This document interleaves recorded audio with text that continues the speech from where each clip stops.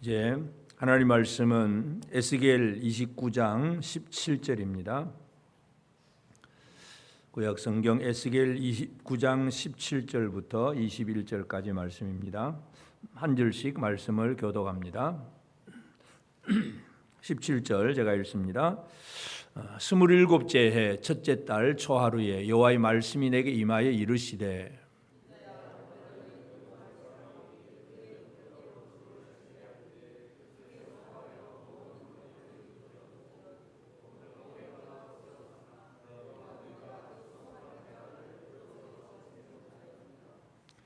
그러므로 주 여호와께서 이같이 말씀하셨느니라. 내가 애굽 땅을 바벨론의 느부갓네살 왕에게 넘기리니 그가 그 무리를 잡아가며 물건을 노락하며 빼앗아 갈 것이라. 이것이 그 군대의 보상이 되리라.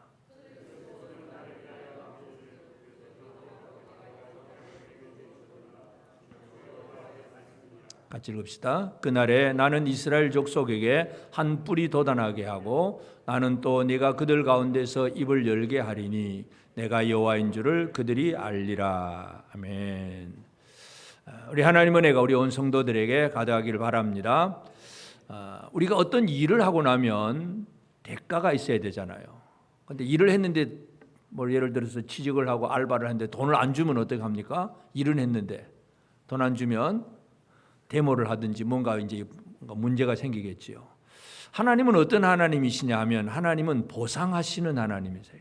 하나님은 하나님의 어떤 뭔가를 누구에게인가 적당한 것을 보상하시는 하나님, 이 하나님을 우리가 바라보면서 특별히 지금 이 본문 말씀은 우리가 지금 계속 살펴본 대로 애굽에 대한 이야기예요. 애굽에 대한 그 멸망, 바벨론이 애굽을 치고 멸망시키는 것에 대한 예언의 두 번째 예언입니다. 그러니까 이 일곱 나라 중에 마지막 나라가 애굽이고 애굽에 대한 예언의 7가지 예언이 있는데 그 예언 중에 두 번째 예언이 오늘 이 본문의 말씀입니다. 근데 이 본문 말씀은 27째 해 첫째 달 제27년 1월 초하루 1월 1일, 그러니까 이 27 지금 제 몇째 해 하라고 이렇게 에스겔이 기록하는 것은 자기가 바벨론으로 온 그 해부터 시작하는 겁니다. 그래서 바벨론에 온 지 벌써 27년이 지났다는 얘기죠.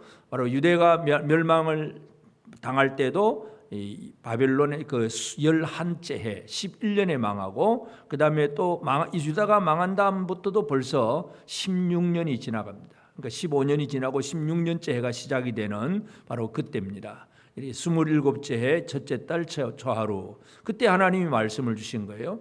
그러니까 에스겔의 예언을 보면 거의 순서대로 이렇게 시간 순서대로 되었는데 오늘 이 예언은 좀 뒤에 있는 예언인데 이제 앞으로 기록을 해놓았어요. 그만큼 이제 좀 특별한 사건이기 때문에 하나님의 예언의 말씀을 이제 기록을 할 때에 에스겔이 이 뒤에 있는 예언을 앞으로 좀 당겨서 이렇게 삽입을 거꾸로 시간 순으로 보면 이제 좀 뒤바뀌어서 그렇게 기록을 해놓은 책입니다.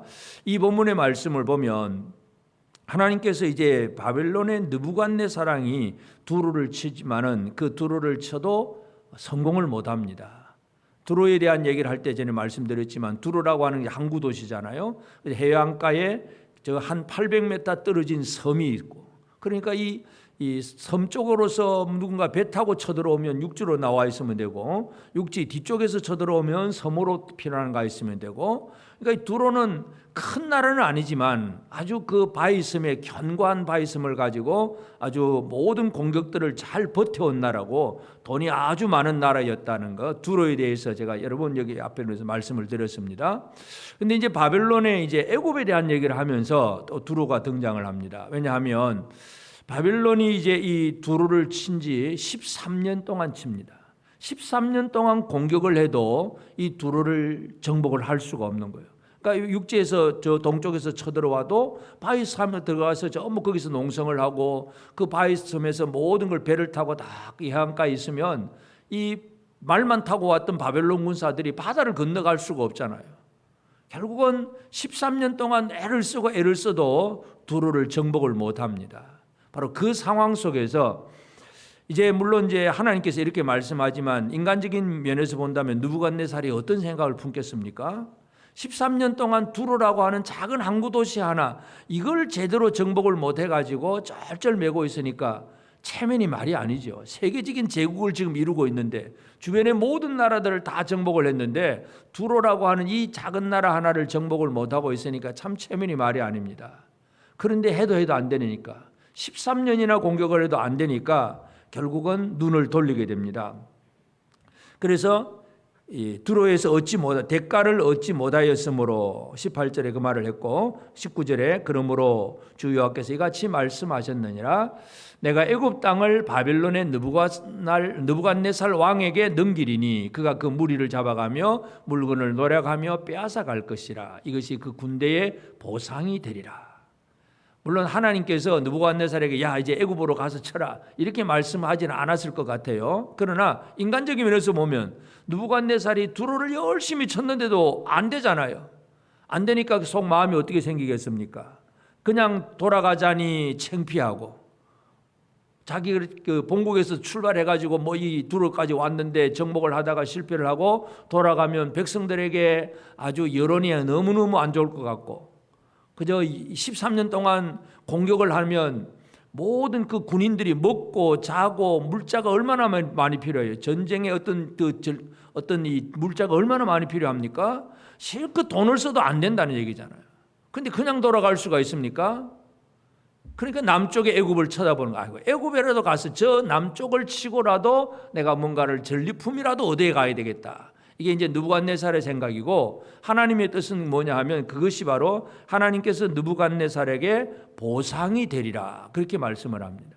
그래서 느부갓네살 왕이 두로를 치지 못하고 실패를 했을 때 하나님은 애굽을 보상물로 준다는 얘기예요. 지금 애굽에 대한 예언 속에서 지금 이 말씀을 하고 있습니다. 이 얘기는 뭡니까? 애굽은 여기에서 제3자입니다. 아무런 힘도 쓸 수가 없어요. 하나님께서 바벨론 왕을 두로를 치게 했는데 두로를 못 치니까 또 그를 애굽으로 보내고 애굽은 가만히 앉았다가 결국은 바벨론의 정복을 당하는 바로 그런 사건, 이 내용이 바로 오늘 본문의 말씀입니다. 그래서 하나님은 이 모든 것을 이제 보상하시는 하나님이라고 분명히 우리가 생각을 해야 되는데 제27년 1월 1일 그러니까 제11년이 이제 유다와 예루살렘이 멸망을 당하고 그 다음에 바벨론 왕이 좀 더 나아가서 두로를 치기 시작을 하고 그때부터 13년이 지났습니다. 13년이 지나도 결국은 이기지를 못하고 어쩔 줄 몰라 할 때 이제 애굽을 치러 가는 그런 시점입니다. 여기서 우리가 먼저 기억해야 될 것은 사람의 수고와 노력은 그 인간이 아무리 힘을 쓰고 애를 써도 스스로 보상을 만들어낼 수는 없다는 사실을 먼저 우리는 기억할 필요가 있습니다. 내가 노력하면 되지, 인간이 노력하면 되지 그럽니다. 물론 되는 것 같지만 그 모든 것들은 하나님이 주시지 않으면 이루어지는 것은 하나도 없습니다.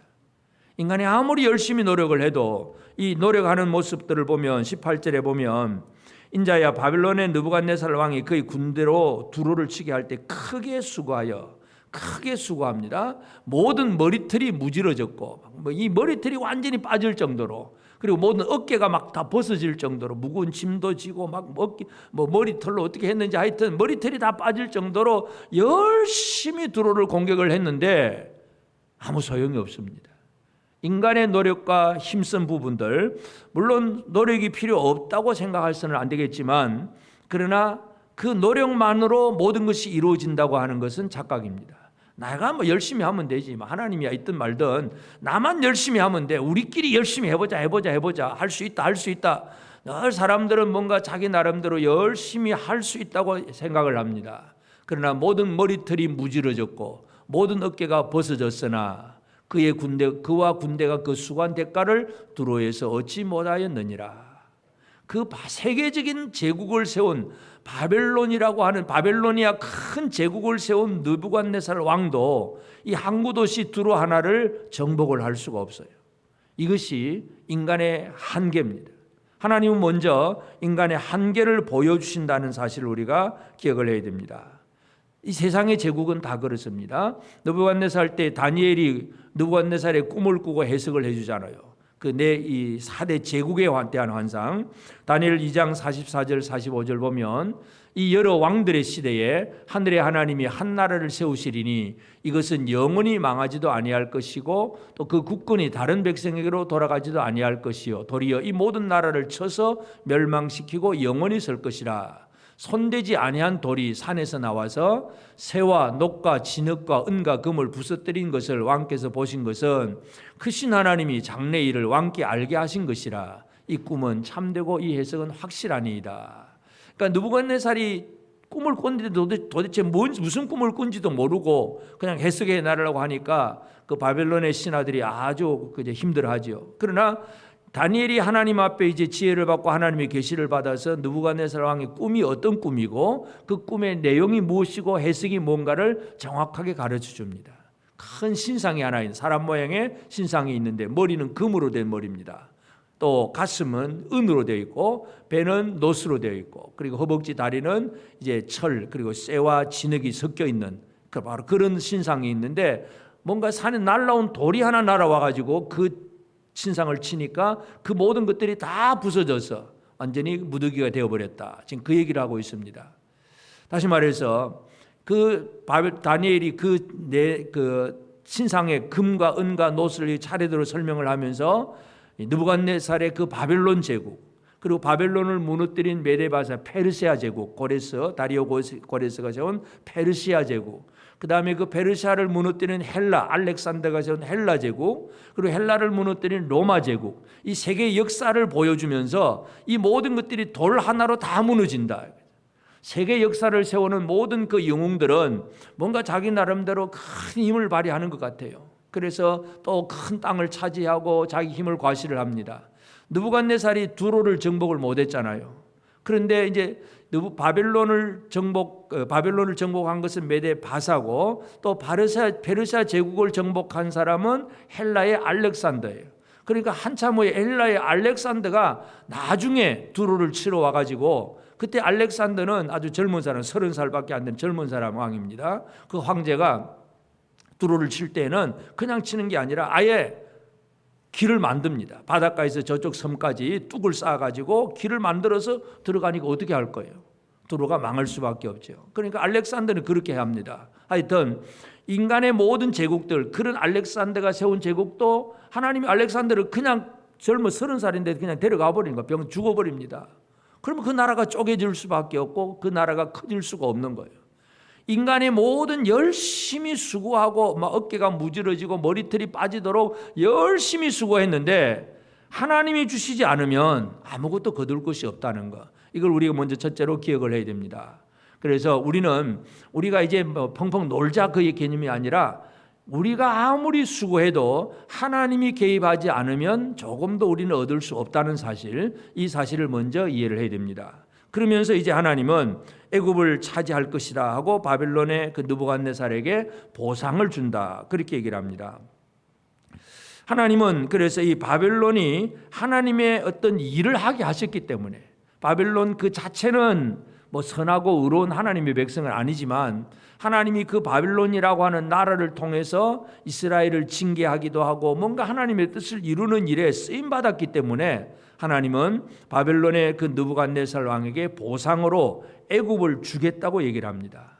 하나님은 뭔가 수고한 자에게 보상하시는 하나님입니다. 여러분이 주를 위해서 수고했는데 하나님은 모른 척 하시는 분은 절대로 아니라는 거 기억하시길 바랍니다. 사람은 모를 수 있습니다. 목사도 모를 수도 있고 다른 권사님 지사님들은 내가 수고한 거 모를 수도 있습니다. 그러면 왜 좀 다른 사람은 나를 안 알아주나 하고 원망하고 불평할 수 있는데 원망 불평할 필요가 없어요. 수고의 보상은 누가 해주십니까? 하나님이 해주시는 거예요. 하나님이 수고를 보상합니다. 잠언 22장 4절에 보면 겸손과 여호와를 경외함의 보상은 재물과 영광과 생명이니라. 여러분 부자 되고 싶으십니까? 아멘. 재물은 누가 얻는 것입니까? 겸손과 여호와를 경외함의 보상은 재물과 영광과 생명이니라. 하나님 보상하시는 하나님이세요. 겸손과 여호와를 경외하는 자들에게 주시는 보상이 재물과 영광과 생명이다. 이렇게 약속을 합니다. 하여튼 하나님은 보상하시는 하는데 여기서 가만히 살펴보면 이 애굽이라고 하는 이 나라는 자기가 스스로 결정하는 게 아무것도 없어요. 가만히 앉아있다 당하는 거예요. 저 북쪽에서 바빌론이 와가지고 두루를 친다고 하는 소식은 들었습니다. 그런데 13년 동안이나 공격을 해도 이 정복을 못했다는 소식을 들었으니까 애굽의 왕이 어떤 생각이 들겠습니까? 아이고 저 바빌론 느부갓네살 수고하네. 열심히 해봐. 열심히 해도 안 되니까 옆에서 그냥 조롱이나 하고 있었겠죠. 근데 어느 날 갑자기 느부갓네살이 남쪽으로 내려오니까 애굽 왕이 어쩔 수 없는 거예요. 하나님이 주시면, 하나님이 안 주시는 것은 뭘 해도 안 되지만 하나님이 주시면 느부갓네살은 애굽으로 내려와서 애굽을 차지하게 됩니다. 애굽 땅의 모든 것들을 노량물로 얻게 됩니다. 그래서 이 바벨론의 느부갓네살에게 하나님께서는 보상을 해주시겠다고 하면서 애굽을 멸하시는 것, 이것이 지금 하나님께서 애굽에 대해서 주시는 그 예언의 말씀입니다. 그런데 이제 21절에 보면 21절 그날에 나는 이스라엘 족속에게 한 뿔이 돋아나게 하고 나는 또 내가 그들 가운데서 입을 열게 하리니 내가 여호와인 줄을 그들이 알리라. 자, 이스라엘 족속에게 한 뿔이 돋아나게 하고, 그러니까 이 바벨론에게 주시는 보상과 이스라엘 족속에게 한 뿔이 돋아나게 하는 이 두 가지를 하나님께서 지금 동시에 지금 말씀하고 있습니다. 하나님은 보상하시는 하나님인데 바벨론 사람들에게는 애굽에 많은 재물들을 주었습니다. 그곳에 있는 많은 재물들을, 풍부한 것들을 바벨론 왕이 다 가지고 가도록 그렇게 만들어 주었습니다. 부자가 되는 거지요. 그런데 이스라엘에게는 뭘 약속하느냐 하면 이스라엘 족속에게는 한 뿔이 돋아나게 하고, 뿔이라고 하는 것은 권세와 힘을 상징을 합니다. 뿔이 돋아나게 하고 나는 또 내가 그들 가운데서 입을 열게 하리니, 하나님의 말씀이 선포되는 그런 일들이 벌어지게 합니다. 그래서 자기 백성들에게는 하나님이 어떤 보상을 주시느냐 하는 문제예요. 하나님께서 자기 백성들에게 주시고자 할 때에 예레미야도 그런 예언을 이미 합니다. 예레미야 31장 16절에 보면 여호와께서 이와 같이 말씀하시느니라, 네 울음소리와 내 눈물을 멈추어라. 내 일에 싹쓸 받을 것인즉 그들이 그의 대적의 땅에서 돌아오리라. 여호와의 말씀이니라. 하나님이 이스라엘을 회복하실 때에 내 울음소리, 내 눈물을 멈춰라. 이제 그만 울어라. 내 일의 싹을 받을 것이다. 이 싹, 사카르라고 하는 단어, 사카르라, 내 보상을 받을 것이다. 고난당한, 포로되고 남의 나라로 쫓겨나가고 그래서 울고 그렇게 고생당하고 그렇게 슬퍼했는데 이제 너는 싹을 받을 것인지, 그러니까 울음을 거쳐라. 그들이 그들의 대적의 땅에서 돌아오리라. 하나님은 예레미야를 통해서 이스라엘의 보상에 대해서 얘기를 합니다. 사카르, 보상을 받을 것이다. 그런 얘기. 바로 이것은 메시아의 임하심입니다. 예레미야 23장 5절에도 보면 여호와의 말씀이니라, 보라 때가 이르리니 내가 다윗에게 한 의로운 가지를 일으킬 것이라. 그가 왕이 되어 지혜롭게 다스리며 세상에서 정의와 공의를 행할 것이며. 하나님의 보상 중에 가장 핵심이 뭐냐? 하나님께서 이스라엘에게 의로운 가지를, 다윗에게 의로운 가지를, 다윗의 후손 중에 한 누군가를 일으키신다는 얘기죠. 그것이 바로 메시아에 대한 예언입니다. 그래서 우리는 잘 이해를 해야 됩니다. 바벨론에 보상하시는 하나님과 이스라엘에게 보상하시는 하나님, 같은 하나님이지만 다른 걸 주고 계신다는 얘기죠. 여러분, 뭘 얻기를 원하십니까? 바벨론이 애굽에서 얻었던 풍부한 재물, 그것이 탐이 나지요. 탐이 안 나십니까? 그거 없어도 됩니까? 대답 안 하시죠?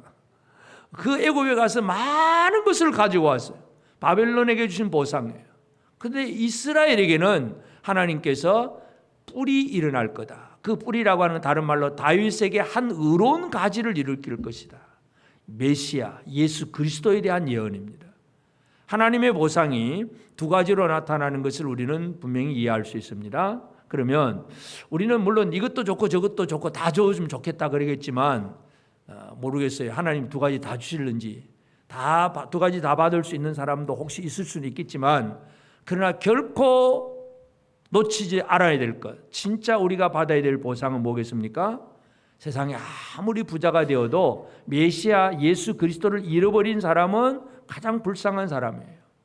그러므로 오늘 우리는 우리에게 주실 하나님의 보상이 무언가를 다시 알고 그 보상에 대해서 진짜 이 믿음을 가지고 받을 수 있는 그런 삶을 살아내는 것이 중요합니다. 다윗에게 한 의로운 가지, 이것이 메시아가 일어난다는 얘기는 바로 예수 그리스도에 대한 예언입니다. 그래서 이사야 선지자는 다가올 메시아, 장차 올 메시아가 어떤 분인가에 대해서 이사야 40장 10절에 보면 이렇게 예언합니다. 보라, 주 여호와께서 장차 강한 자로 임하실 것이요 친히 그의 팔로 다스리실 것이라. 보라, 상급이 그에게 있고 보응이 그의 앞에 있으며. 메시아가 임하시는데 그 메시아가 어떤 분이냐? 장차 강한 자로 임하실 거예요. 바벨론의 느부갓네살이 강하다고 하지만 두루 하나를 공격을 해도 못 이겨요. 하나님이 안 주시면 할 수가 없어요. 그러나 메시아는 강한 자로 임하시고 그의 팔로 온 천하를 다스립니다. 그래서 그에게 상급이 있고 보응이 있습니다. 예수 그리스도는 상급과 보응을 주시는 분입니다. 상급도 주시고 보응도 하시는 분, 심판주라는 사실을 분명히 기억을 해야 됩니다. 예수 그리스도로 말미암아 우리는 상도 받을 수도 있고 아니면 잘못하면 벌도 받을 수도 있습니다. 예수 그리스도는 바로 그런 분이라는 사실, 우리가 믿는 예수가 바로 상급과 보응이 있다는 사실을 우리가 기억을 해야 됩니다. 그래서 요한계시록 22장 12절에 보면 보라, 내가 속히 오리니 내가 줄 상이 내게 있어 각 사람에게 그가 행한 대로 갚아주리라. 주님은 상을 준비하고 계세요. 그래서 각 사람이 행한 대로 갚아주겠다고 분명히 말씀을 합니다. 여러분은 오늘이라도 주님께로 간다면 상을 받을 만한 그런 행한 일 잘 하고 계십니까? 상을 받을 만하십니까? 상을 못 받을 만합니까? 상을 받을 만하십니까? 주님은 상 주시는 분이십니다. 내가 줄 상이 내게 있어. 상을 준비하고 계세요. 각 사람에게 그가 행한 대로 갚아주리라. 주님은 보상을 약속하시는 분이에요. 주님 안에 상급이 있고 보응이 있고 두 가지가 다 있다는 사실을 우리는 먼저 기억을 해야 됩니다. 그러면서 이제 예수님께서 일한 자들의 수고를 보상을 하는데, 하나님은 하나님의 일을 하는 자들에 대해서 분명하게 보상을 약속을 하셨습니다. 구약에도 보면 민수기 18장 30절 31절에도 보면 이러므로 너는 그들에게 이르라. 너희가 그 중에서 아름다운 것을 가져다가 드리고 남은 것은 너희 레위인에게는 타작마당의 소출과 포도즙 틀의 소출같이 되리니 너희와 너희의 권속이 어디서든지 이것을 먹을 수 있음은 이는 회막에서 일한 너희의 보수임이니라. 보수 사카르인이라 그런 얘기합니다. 성막에서 일한 레위 사람들, 이 사람들은 백성들이 드린 11조라든지 여러 가지 화목 제물이라든지 많은 제물들을 가지고 오면 이런 걸 다 제단에 드리잖아요. 그럼 그것을 레위인들에게, 제사장과 레위인들에게 다 나누어 줍니다. 그것을 사카르, 보수라 그렇게 표현을 합니다. 하나님의 일을 하는 자들은 하나님이 주시는 대로 은혜를 누리게 됩니다. 그래서 하나님의 일을 하는 성도들, 하나님의 그 놀라운 은혜를 누리게 되는데, 마찬가지로 예수님께서도 주의 일을 하는 자에게 절대로 이 보상이 없지 않다고 분명히 말씀을 합니다. 보상이 있다고 얘기를 하는데, 물론 구약 시대는 백성들이 가지고 온 그 11조라든지 또 어떤 곡물이라든지 또 동물 이런 것들을 가지고 눈에 보이는 것들을 가지고 보상을 나누어 주었습니다. 그럼 예수님이 약속하신 보상은 무언가? 이것도 우리가 기억을 해야 됩니다. 누가복음 10장 20절에 보면 그러나 귀신들이 너희에게 항복하는 것으로 기뻐하지 말고 너희 이름이 하늘에 기록된 것으로 기뻐하라 하시니라. 예수님이 제자들이 나가서 복음을 전하고 귀신을 쫓아내고 많은 사람들의 영혼을 구원했을 때에 어떤 상이 있다고 분명히 약속을 합니까? 너희 이름이 하늘에 기록된 것, 그것으로 기뻐해라. 예수님께서 제자들에게 약속하신 것은 여러분의 이름이 하늘에 기록된 그것이다는 걸 말씀합니다. 옆 사람에게 우리 한번 얘기할까요? 옆 사람이 일을 잘하는지는 잘 모르겠어요. 그러나 하여튼 일단 칭찬을 하고 격려를 하나 합시다. 당신의 이름이 하늘에 기록된 이름이, 당신의 이름이 하늘에 기록된 이것이 가장 큰 복입니다. 당신의 이름이 하늘에 기록된 가장 큰 복입니다. 물론 그 진짜 이름이 기록되어 있는지는 저는 잘 모르겠어요. 주를 위해 수고하고 애쓰는 자들은 결코 하나님은 놓치지 않고 계십니다. 주님은 분명히 약속을 합니다. 그래서 귀신이 항복하고 뭐 귀신이 나가고 병이 고쳐지고 그러면 사람들이 와 하고 박수치고 야 누구 신령하다 뭐 그러는데 그보다 더 중요한 게 뭐냐? 주를 위해 수고한 자들이 하늘에 그 이름이 기록되어 있다는 것. 이것이 가장 큰 보상이라고 하는 샤카르라고 하는 단어, 이걸 우리가 기억을 해야 됩니다. 그러면서 이 보상이 우리의 이름이 기록되었다 하는 이것으로 끝나지 않고 또 특별히 예수 그리스도는 예수님 자신이 우리에게 보상물이 되어주시는 거예요. 이건 또 어떤 원리냐면 하나님께서 이 아브라함에게, 창세기에 보면 아브라함에게 이런 말씀을 하세요. 창세기 15장 1절에 보면 이후에 여호와의 말씀이 환상 중에 아브라함에게 임하여 이르시되 아브라함아 두려워하지 말라. 나는 네 방패요 너의 지극히 큰 샤카르 상급이니라. 그렇게 말씀을 해요.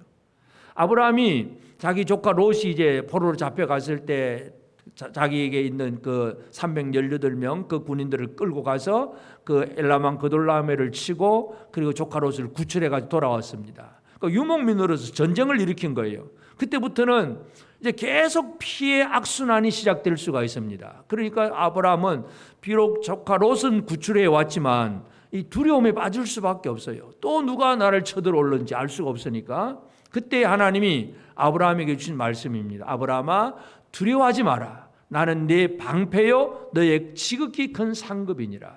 방패와 상급, 이 하나님이 상급이에요. 하나님 자신이 상급이 되어주시겠다고 얘기합니다. 방패는 뭐예요? 지켜주시는 거예요. 그리고 상급은 상이에요. 상. 하나님이 아브라함에게 상 주시는 건데 하나님이 함께 하심이 바로 상이에요. 하나님 자신이 상급이에요. 예수 그리스도가 상급이에요. 오늘 우리가 이 원리를 잘 이해하는 게 중요합니다. 진정한 상급이 되는 것은 바로 예수 그리스도라는 사실. 자, 그러면 우리가 요한복음 1장 12절에 보면 영접하는 자, 예수를 영접하는 자, 그 이름을 믿는 자는 하나님의 자녀가 되는 권세를 주셨다고 그랬습니다. 예수 그리스도를 영접하면 하나님의 자녀입니다. 그럼 하나님의 자녀라고 하는 이 신분은 어떤 신분이냐 하면 로마서 8장 17절에 보면 자녀이면 또한 상속자 곧 하나님의 상속자요 그리스도와 함께한 상속자니 우리가 그와 함께 영광을 받기 위하여 고난도 함께 받아야 할 것이니라. 상속자는 자녀이면 상속자입니다. 상속자는 그리스도와 함께한 하나님의 모든 기업을 얻을 상속자이기 때문에 그와 함께 영광을 받기 위하여 고난도 함께 받아야 된다. 이 사실을 분명히 강조합니다. 예수 그리스도가 우리에게 있어서 어떤 분이 된다고요? 보상물이에요. 보상물. 하나님께서 우리에게 예수 그리스도를 주신다는 얘기예요. 우리가 예수를 영접하는 거예요. 예수를 내 속에 영접하면 내가 하나님의 자녀가 되고 동시에 하나님의 상속자가 되는 거예요. 여러분 하나님의 상속자가 되셨음을 믿습니까? 상속자는 어떤 권한을 가집니까? 아버지로부터 상속자는 물려받을 수 있는 권한이잖아요. 상속권. 아버지가 이제 돌아가시는데 옆집 사람이 야 너희 아버지 거 이거 내가 이웃 사람이니까 이거 다 달라고 그러면 이웃 사람이라고 줍니까? 안 줍니다. 내 친한 친구인데 그래도 안 줍니다. 누구한테 줍니까? 상속권이 있는 자에게 줍니다. 그래서 그 돌아가시는 분이 뭐 유언을 써가지고 누구에게 주라고 했으면 그 사람은 해당이 되겠지만 그런 게 없으면 그냥 자녀들이에요. 자녀들. 상속권이 있는 사람. 당당하게 아버지의 것을 요구할 수 있습니다. 여러분 하나님의 상속자들입니다. 아멘. 이 얼마나 큰 힘이 있는 사람입니다. 복 중에 최고의 복이 뭐예요? 하나님의 것을 상속받을 수 있는 사람. 누가 그런 사람입니까? 예수를 영접한 사람. 예수가 이미 우리에게 들어오시면 우리가 하나님의 상속자가 되는 것. 그래서 이 보상이라고 하는 문제를 보면 사람들은 그냥 눈에 보이는 물질적인 것 이런 것만 보면서 그저 아버지로부터 얼마나 물려받을까 막 이런 것만 계산하고 있는 것 같지만 하나님께서 바벨론 왕에게 주신 것과 이스라엘에게 주신 것이 다르다는 사실 우리가 이것을 잘 기억할 필요가 있습니다. 그래서 오늘 우리는 하나님의 보상을 정확하게 알고 그 보상을 믿고 기다리는 하나님의 백성으로 살아가는 그런 우리 삶이 되어야 됩니다. 첫 번째, 우리는 모든 상급과 보응이 분명한 그 하나님을 신뢰하며 살아가야 됩니다.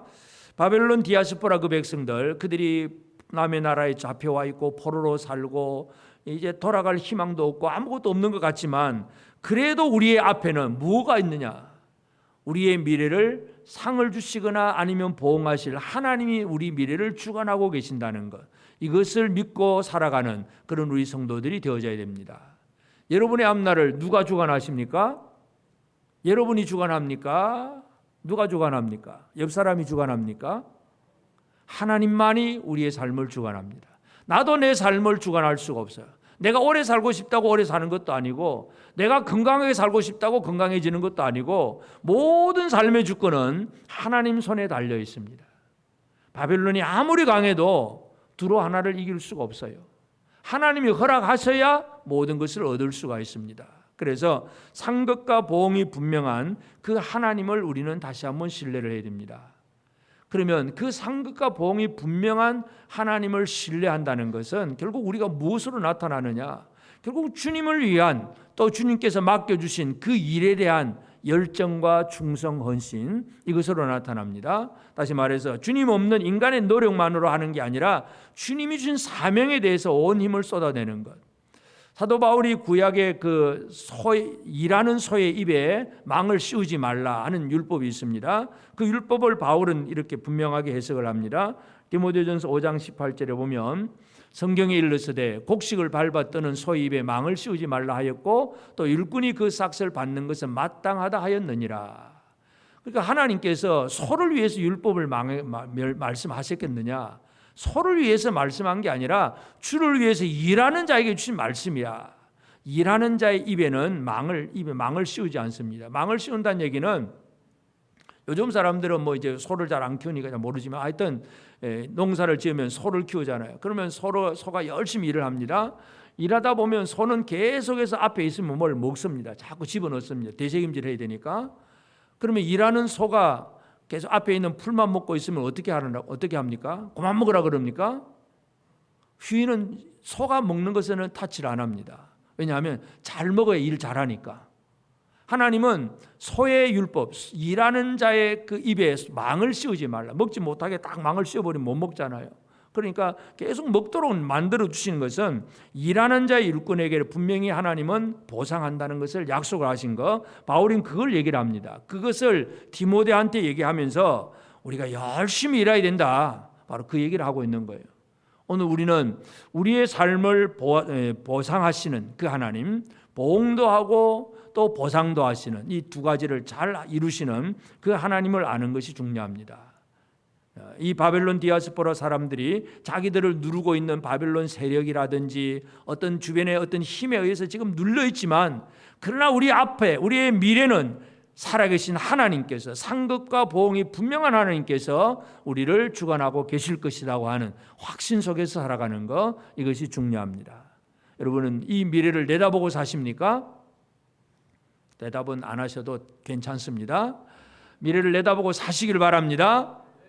지금 아무리 힘들고 어려워도 하나님께는 상급이 있다, 보응이 있다, 보상이 있다. 이 사실을 분명하게 기억하고 그 하나님을 신뢰하며 살아가는 그런 우리 성도들이 되어지기를 바랍니다. 그래서 하나님의 일을 하다가 당장에 뭔가 얻는 것이 없고 뭔가 일이 쉽게 이루어지지 않는다고 하더라도 낭망하지 않는 것이 중요합니다. 예수님께서 요한계시록에 보면 7교회에 대해서 말씀을 하면서 특별히 서머나 교회에 주신 말씀, 계시록 2장 10절에 보면 너는 장차 받을 고난을 두려워하지 말라. 볼지어다 마귀가 장차 너희 가운데에서 몇 사람을 오게 던져 시험을 받게 하리니 너희가 10일 동안 환난을 받으리라. 내가 죽도록 충성하라. 그리하면 내가 생명의 관을 내게 주리라. 예수님께서 이 서머나 교회, 이 참 믿음으로 살아가는 서머나 교회에게 많은 환난이 있을 것을 얘기를 합니다. 장차 받을 고난이 있다. 그러나 두려워하지 마라. 너희 중에 몇 사람을 옥에 던져서 시험을 받게 할 건데 10일 동안 환난을 받을 거다. 끝날 때가 있다 이거죠. 죽도록 충성해라. 진짜 목숨 걸고 믿음 지켜라. 그리하면 생명의 관을 내게 주리라. 주님은 분명히 이것을 약속합니다. 우리의 이 재금교회 선조들이 과거에 일제의 신사참배 앞에 굴하지 않았던 이유가 뭐냐면 바로 이것을 바라보았기 때문에 그렇습니다. 지금 내가 고난을 당하고 내가 집을 잃어버리고 가족도 잃어버리고 감옥에 오고 막 쫓겨나고 막 힘들고 어려워도 결국은 하나님께서 보상하실 것이다. 하나님께서 나를 보상하실 것이다. 주님이 나를 생명의 관을 주실 것이라고 하는 이 확실한 믿음 속에서 그들은 감옥 속에서도 흔들리지 않는 그런 삶을 살아내었고 그리고 순교도 당합니다. 여러분, 오늘 우리가 이 땅에서 보상하시는 하나님을 제대로 안다면 참으로 우리는 이 모든 어려움 속에서도 힘들지만 낭망하지 않고 살아낼 수가 있습니다. 힘들지만 낭망하지 않고 살기를 바랍니다. 옆 사람에게 우리 한번 얘기합시다. 너무 입이 무거워졌어. 우리 힘들지만 낭망하지 맙시다. 하나님은 보상하시는 하나님이세요. 그러나 우리는 힘듭니다. 그러나 낭망하지 않고 견뎌나가는 이런 삶을 살기를 하나님께서 원하십니다. 그래서 이스라엘에게 약속하신 보상은 결국은 한 뿔, 메시아, 예수 그리스도에 대한 예언의 말씀이에요. 이것이 진짜 우리가 누릴 보상입니다. 그래서 우리의 보상이 되는 예수 이름을 우리는 얻은 사람들입니다. 예수 이름을 얻은 사람으로서 우리가 어떻게 살아내야 되느냐. 히브리서 6장 10절에 보면 하나님은 불의하지 아니하사 너희 행위와 그 이름을 위하여 나타낸 사랑으로 이미 성도를 섬긴 것과 이제도 섬기고 있는 것을 잊어버리지 아니하시느니라. 하나님은 잊어버리지 않는다고 그랬습니다. 뭘 잊어버리지 않습니까? 사랑으로 이미 성도를 섬긴 것, 이제도 섬기고 있는 것, 이미 섬겼고 지금도 섬기고 있는 것을 하나님은 결코 잊어버리지 않습니다. 옆 사람을 한번 쳐다보시고 좀 섬겨보셨습니까? 아멘입니까? 섬겼다면 하나님은 잊어버리지 않습니다. 그 성경을 절대로 잊어버리지 않습니다. 우리가 섬기면 내 시간도 빼앗겨야 되고 어떤 때는 내 물질도 나가고 내 어떤 힘도 나가고 막 내 에너지를 쏟아내야 섬기는 일이 벌어지잖아요. 그러면 내가 손해본 것 같아. 근데 하나님은 그걸 잊어버리지 않는다 그러세요. 그래서 섬기는데 그럼 뭘 위하여 섬기느냐? 그 이름을 위하여. 하나님은 불의하지 아니하사 너희 행위와 그 이름을 위하여 나타낸 사랑으로 하나님의 이름 예수 그리스도의 이름을 위하여 성도를 섬기는 거예요. 그냥 자선사학과처럼 그냥 내가 하나 있으니까 그냥 사랑으로 베풀어 주는 것, 그것도 참 착하고 좋은 일이긴 합니다만 하나님이 기억하시는 것은 주의 이름을 위하여 섬기는 것, 이것을 하나님은 절대로 잊어버리지 아니하십니다. 주의 이름으로 성도를 섬기는 성도들이 되어지기를 바랍니다. 이게 바로 보상을 제대로 누리는 사람이에요. 왜냐하면 우리 예수 이름을 받았잖아요. 예수 이름을 누리는 사람으로서 예수 이름으로 작은 자 하나라도 환대하고 대접하고 돌봐주고 섬기고 애쓰는 그 삶이 하나님께서 기억하시는 삶입니다. 우리는 하나님께 잊혀진 사람이 아니라 하나님께서 기억하는 성도들의 삶을 살아내기를 바랍니다. 그래야 그것이 하나님의 보상을 받아 누리는 복된 삶이에요. 오늘 우리는 하나님은 하나님의 일을 하는 자들에게 보상을 하시고 고난받는 자기 백성들에게도 보상을 하십니다. 그런데 사람들은 지금도 보상을 얘기하면 단순히 어떤 물질적인 것만 얘기를 하지만 바벨론 왕에게는 물질적인 것을 풍부하게 줍니다. 네가 저 애굽 땅을 다 차지해라. 다 줍니다. 그러나 바벨론도 결국은 망합니다. 결국은 영원히 망하지 않는 것, 그것이 진정한 보상이잖아요. 예수 그리스도를 영접하고 그 이름으로 살아내는 것이 진짜 하나님의 보상을 받은 자로 사는 것입니다. 하나님의 보상을 받은 자로 살아가는 삶의 특징이 뭐예요? 그 이름을 위하여 형제를 섬길 줄 아는 것, 이것이 바로 보상을 받은 자의 삶입니다. 여러분, 하나님의 보상을 잘 받은 자로 살고 계십니까? 이번 한 주간 예수 이름을 의지하고 예수 이름을 위하여서 형제를 섬기고 또 섬기는 삶을 제대로 살기를 바랍니다. 그러면 하나님은 절대로 그것을 잊어버리지 않습니다. 영원한 천국과 그 기쁨과 영광이 그에게 주어진다는 사실, 다시 한번 기억하게 되기를 바랍니다. 우리 앞에 많은 어려움이 있고 힘든 일이 있을지라도 우리를 보상하시는 하나님, 이 하나님의 보상이 무엇인가를 다시 한번 기억하면서 제대로 하나님의 보상을 누릴 수 있는, 지금도 누리가는 그런 삶을 살아내는 복된 우리 모든 성도들 꼭 되어지기를 주의 이름으로 축복합니다.